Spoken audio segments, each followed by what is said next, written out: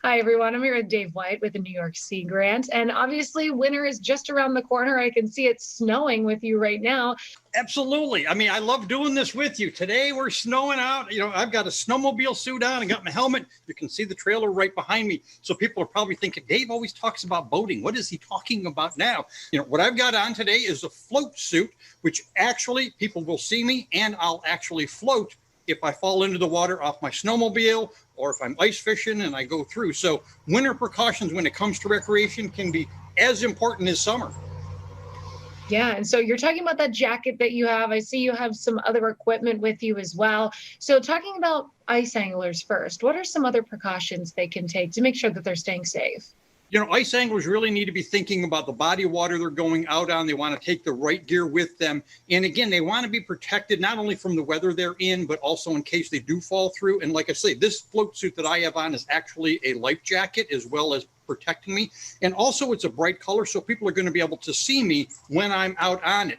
But also, that's where COVID begins to come in, because a lot of us, when we go ice fishing, we go in our nice warm shanty. We've got our holes down there, but we're sitting right next to other people. There's no way you can socially distance in an ice shanty. So that's where we have to think about COVID.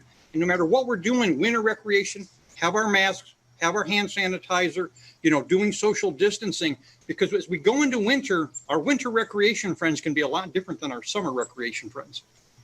Very true. Well, and even though these things are done outside, I know a lot of people talk about getting together outside. There's a little bit less of a worry. But if you're not social distancing, you still want to make sure you're taking all of those precautions like you mentioned.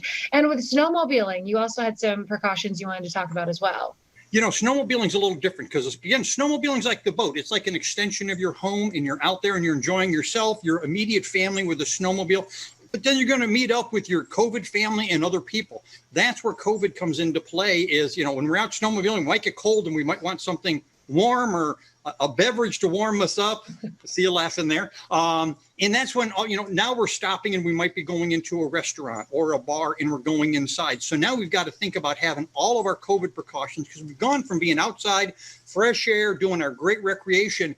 Now we're headed back inside. So we need to carry, just like in my car, I have my masks, I have my sanitizer, I have all the stuff. You want to have that on your snowmobile. Put it all in the glove box. Make sure you have it with you, because a lot of times folks will stop when they're out on the snowmobile to, to warm up, and they're going to end up going inside. So you got to be thinking ahead. What am I going to need to have?